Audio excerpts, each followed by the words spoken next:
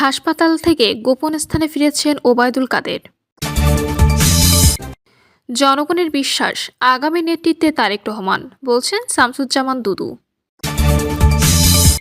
জানাবো 25-এর রাজনীতিতে জামাতের প্রভাবশালী পদচারণা, জোট গঠন থেকে জনসম্পৃক্ততায় নতুন চমক। এবং সর্বশেষ জানাবো 10ই জানুয়ারি মার্কিন দূতাবাস অভিমুখে বিক্ষোভ মিছিল। দর্শক, শুনছিলেন সংবাদ শিরোনাম, এবার জানিয়ে দিব বিস্তারিত সংবাদ। তবে তার আগে অনুরোধ থাকবে ভিডিওটিতে একটি লাইক দিন এবং ভিডিও সম্পর্কে আপনাদের গুরুত্বপূর্ণ মতামত কমেন্ট করে জানিয়ে দিন। হাসপাতাল থেকে গোপন স্থানে ফিরেছেন ওবায়দুল কাদের। হাসপাতাল থেকে চিকিৎসা নিয়ে কলকাতার গোপন স্থানে ফিরে গেছেন আওয়ামী লীগের সাধারণ সম্পাদক ওবায়দুল কাদের। শারীরিক অবস্থা খারাপ হওয়ায় গত বৃহস্পতিবার রাতে স্থানীয় অ্যাপোলো হাসপাতালে ভর্তি করা হয় তাকে। অবস্থার অবনতি হওয়ার পরে ভেন্টিলেশনে রাখা হয়েছিল। বিভিন্ন ধরনের শারীরিক অসুস্থতার কারণে বেশ কিছুদিন ধরে শয্যাশায়ী ছিলেন ওবায়দুল কাদের। কলকাতার রাজারহাট নিউটাউনের কাছে গোপন বাড়িতে চলছিল তার চিকিৎসা, কিন্তু হঠাৎ শারীরিক অবস্থার অবনতি হলে তাকে বেসরকারি হাসপাতাল অ্যাপোলোতে ভর্তি করা হয়। তবে 4 দিনের মাথায় কিছুটা সুস্থ হওয়ায় দুপুরে গোপন বাসায় ফিরে যান তিনি। সূত্র জানিয়েছে, বাংলাদেশে জুলাই গণঅভ্যুত্থানের পর ভারতে পালিয়ে আসা ওবায়দুল কাদের বার্ধক্যজনিত নানা শারীরিক অবস্থায় ভুগছেন। নিউটাউনের বাড়িতে তাকে অক্সিজেনও দেওয়া হয়েছে। তবে হঠাৎ অবস্থার অবনতি হলে প্রায় সংজ্ঞাহীন অবস্থায় তাকে অ্যাপোলো হাসপাতালে নিয়ে যাওয়া হয়। সেখানে তাকে ভেন্টিলেশনে রাখা হয়। সূত্র আরও জানিয়েছে, হাসপাতালে ভালো লাগছিল না ওবায়দুল কাদেরের, তাই বাসায় রেখে আপাতত চিকিৎসা দেওয়া হচ্ছে। জনগণের বিশ্বাস, আগামী নেতৃত্বে তারেক রহমান, বলছেন শামসুজ্জামান দুদু। বিএনপির ভারপ্রাপ্ত চেয়ারম্যান তারেক রহমানের নেতৃত্বে বাংলাদেশে একটি নতুন সম্ভাবনার দ্বার উন্মোচিত হয়েছে বলে মন্তব্য করেছেন দলটির ভাইস চেয়ারম্যান শামসুজ্জামান দুদু। তিনি বলেছেন, আজ দেশের মানুষ বিশ্বাস করে বিএনপি আগামী দিনে রাষ্ট্র ক্ষমতায় আসবে এবং তারেক রহমান হবেন এদেশের কর্ণধার। শামসুজ্জামান দুদু বলেন, গণতন্ত্রের পক্ষে ধারাবাহিকভাবে 16 বছর ধরে সংগ্রাম করে যাচ্ছেন দেশনেত্রী বেগম খালেদা জিয়ার জ্যেষ্ঠ পুত্র তারেক রহমান। তার নেতৃত্বে বাংলাদেশে একটি নতুন সম্ভাবনার দ্বার উন্মোচিত হয়েছে।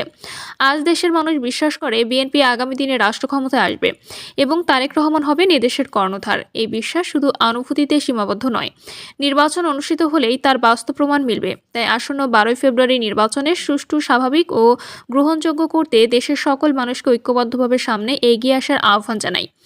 তিনি বলেন, আমরা বিশ্বাস করি এই ঐক্যের মাধ্যমে বাংলাদেশ রক্ষা পাবে, গণতন্ত্র ফিরে আসবে এবং দেশের স্বাধীনতা, সার্বভৌমত্ব সংরক্ষণ করা সম্ভব হবে।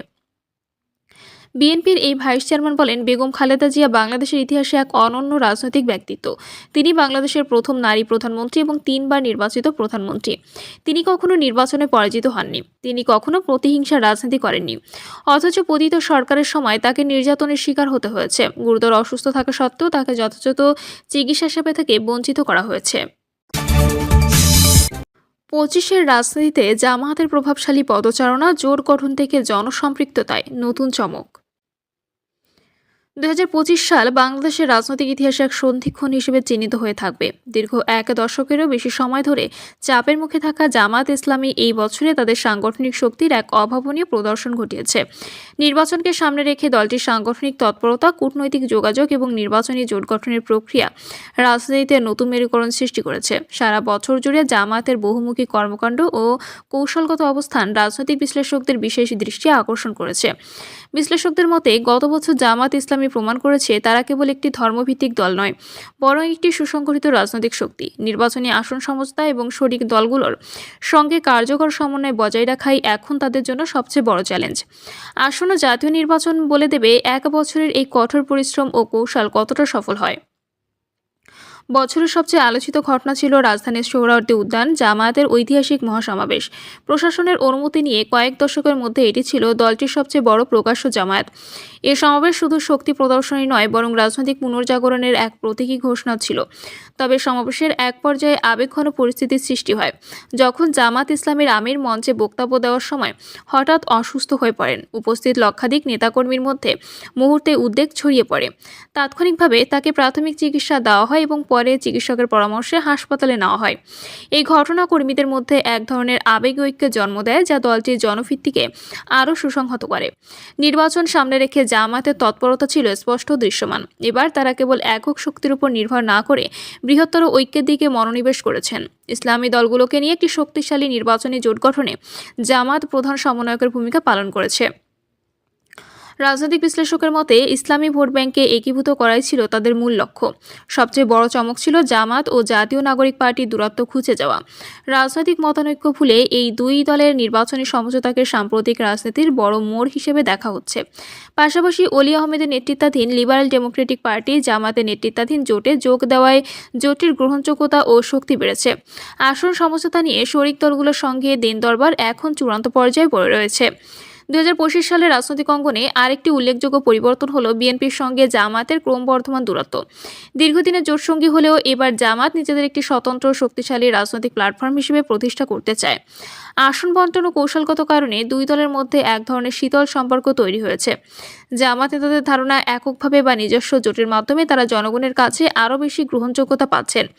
গত এক বছরে জামাত ইসলামের আন্তর্জাতিক ভাবমূর্তিতে উল্লেখযোগ্য ইতিবাচক পরিবর্তন এসেছে। বিদেশি কূটনীতিকদের সঙ্গে সম্পর্ক উন্নয়ন দলটির জন্য একটি বড় কৌশলগত সাফল্য হিসেবে দেখা হচ্ছে। ইউরোপীয় ইউনিয়ন, যুক্তরাষ্ট্র ও প্রতিবেশী দেশগুলোর প্রতিনিধিদের সঙ্গে নিয়মিত বৈঠক ও সংলাপ জামাতকে আন্তর্জাতিক অঙ্গনে একটি মডারেট বা মধ্যপন্থী দল হিসেবে উপস্থাপন করতে সহায়তা করেছে। মানবাধিকার ও গণতন্ত্র বিষয়ে তাদের অবস্থান কূটনৈতিক মহলে প্রশংসা পেয়েছে বলে সংশ্লিষ্ট সূত্রগুলো দাবি করেছে। শিক্ষা প্রতিষ্ঠানগুলোয় জামায়াতের ভ্রাতৃপ্রতিম সংগঠন ইসলামী ছাত্র শিবিরের সক্রিয়তা ছিল উল্লেখযোগ্য। দীর্ঘ সময় পর বিভিন্ন বিশ্ববিদ্যালয় ও কলেজে অনুষ্ঠিত ছাত্র সংসদ নির্বাচনে শিবির সমর্থিত প্যানেলের বিজয় জামায়াতকে সাংগঠনিকভাবে উজ্জীবিত করেছে। তরুণ প্রজন্মের মধ্যে এই সাফল্য ভবিষ্যৎ নেতৃত্ব তৈরিতে সহায়ক বলে মনে করছেন বিশ্লেষকরা। পাশাপাশি মহিলা জামায়াতের তৎপরতাও ছিল বছরের অন্যতম আলোচিত দিক। নারীদের রাজনৈতিক সচেতনতা বৃদ্ধি, পারিবারিক শিক্ষা এবং সমাজসেবামূলক কর্মকাণ্ডের মাধ্যমে তারা নীরবে একটি বড় নারী ভোট ব্যাংক গড়ে তুলেছে। সারা বছর জুড়ে জামায়াতের প্রথাগত রাজনীতির বাইরে গিয়ে ব্যাপক গণসংযোগ ও জনসম্পৃক্ততামূলক কর্মসূচি পরিচালনা করেছে। দারিদ্র্য বিমোচন, শিক্ষাবৃত্তি প্রদান এবং প্রাকৃতিক দুর্যোগের ত্রাণ বিতরণ সহ বিভিন্ন সমাজসেবামূলক উদ্যোগ দলটির সাধারণ গ্রহণযোগ্যতা বাড়াতে ভূমিকা রেখেছে। দলটির ভাষ্য, তারা কেবল ক্ষমতার রাজনীতি নয়, বরং মানুষের সেবায় বিশ্বাসী। এত সব অর্জনের মাঝেও জামাত নেতৃবৃন্দের কিছু বক্তব্য সমালোচনার জন্ম দিয়েছে। বিশেষ করে কয়েকজন নেতার আক্রমণাত্মক ধর্মীয় ব্যাখ্যা এবং রাজনৈতিক প্রতিদ্বন্দ্বীদের নিয়ে কঠোর মন্তব্য সুশীল সমাজ ও অন্যান্য রাজনৈতিক দলের নেতাদের সমালোচনার মুখে পড়েছে। বিশ্লেষকদের মতে, আরও ব্যাপক গ্রহণযোগ্যতা পেতে হলে জামাতকে বক্তব্যে সংযমী হতে হবে। অন্যান্য রাজনৈতিক দলের নেতারাও জামায়াতের এই উত্থানকে সতর্ক দৃষ্টিতে দেখছেন। কেউ একে গণতান্ত্রিক রাজনীতির স্বাভাবিক ধারা হিসেবে দেখলেও কেউ কেউ উগ্রবাদের পুনরুত্থানের আশঙ্কা প্রকাশ করেছেন। তবে জামায়াত নেতারা এসব অভিযোগ প্রত্যাখ্যান করে বলেছেন, তারা একটি গণতান্ত্রিক ও নিয়মতান্ত্রিক দল হিসেবে নির্বাচনে অংশ নিতে প্রস্তুত। জাহাঙ্গীরনগর বিশ্ববিদ্যালয়ের অধ্যাপক দিলারা চৌধুরী বলেন, 5ই আগস্ট পরবর্তী প্রেক্ষাপটে বাংলাদেশের রাজনীতিতে জামায়াত ইসলামী গুরুত্বপূর্ণ ভূমিকা রেখে মানুষের নজর কেড়েছে। প্রিয় দর্শক, এই ছিল এখনকার সর্বশেষ সংবাদ। আপডেট সব সংবাদ পেতে চ্যানেলটি সাবস্ক্রাইব করে বেল আইকনটি ক্লিক করে রাখুন।